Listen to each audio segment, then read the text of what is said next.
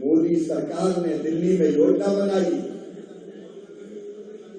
कि आलू प्याज टमाटर किसी भी या कोई फल के मानिए आम के भी दाम कम हो जाए, अदरक के दाम कम हो जाए, मिर्च के दाम कम हो जाए,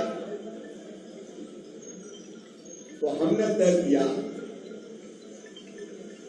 कि राज्य सरकार के अनुरोध पर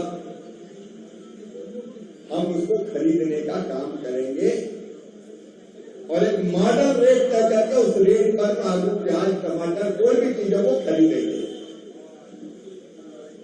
लेकिन राज्य सरकार को अनुरोध देना पड़ता है, राज्य सरकार को मांग करनी पड़ती है लिख के कि हमारे यहाँ इतनी फसल हुई है, दाम कम हो गए हैं, इसके भारत सरकार इसको खरीदने की अनुमति दे। और एक खरीदने की अनुमति, दूसरी है मार्केट इंटरवेंशन स्कीम। इसमें हम चाहें तो एक काम खरीदे बिना भी कर सकते हैं। आप सब किसानों को बताना, मैं भी बताना चाहता हूं सिंगूर के इस कार्यक्रम के माध्यम से। अनुदान तो समझ लीजिए, मार्केट इंटरवेंशन स्कीम का मतलब है कि हम मार्केट से खरीदेंगे और नहीं तो खरीदने में मार्केट रेट और जो मॉडल रेट है उसके बीच का अंतर किसान के खाते में डाल देंगे, तो व्यापारी को बैठे पूरा रिकॉर्ड रखे। और मान लीजिए आलू 4 रुपया किलो बिक रहा है और कीमत मिलना चाहिए 15 रुपया किलो, तो 11 रुपया उसके खाते में डाल देंगे सीधे सीधे, ताकि नुकसान की भरपाई हो।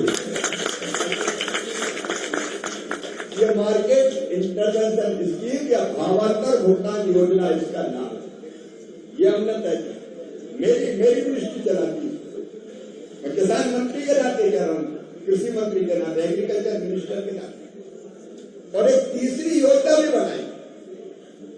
तीसरी योजना यह है कि मान लीजिए सिंगूर में आलू सस्ता है लेकिन दिल्ली में अच्छे रेट मिल रहे हैं, भुवनेश्वर में अच्छे रेट मिल रहे हैं, मुंबई में अच्छे रेट मिल रहा है, तो अकेला किसान तो नहीं ले जा सकता, क्योंकि ट्रक में जो ट्रांसपोर्टेशन का किराया भाड़ा लगता है वो बहुत ज्यादा होता है और इसलिए अकेला किसान नहीं ले जा सकता। तो हमने तय किया कि राज्य सरकार मांग करे कि यहाँ सस्ता बिक रहा है लेकिन दूसरी जगह महंगा, आलू के 15 रुपए किलो आलू बिक रहा है।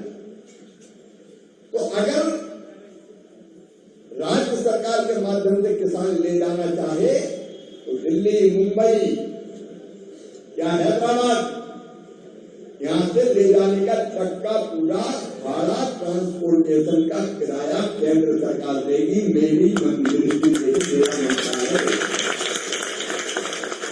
ताकि अच्छे रेट मिल रहे वहां किसान बेच सके और स्टोर करने के स्टोरेज के पैसे भी कुछ भी रोक के रखना, तो वो भी नहीं भंडारण उसके पैसे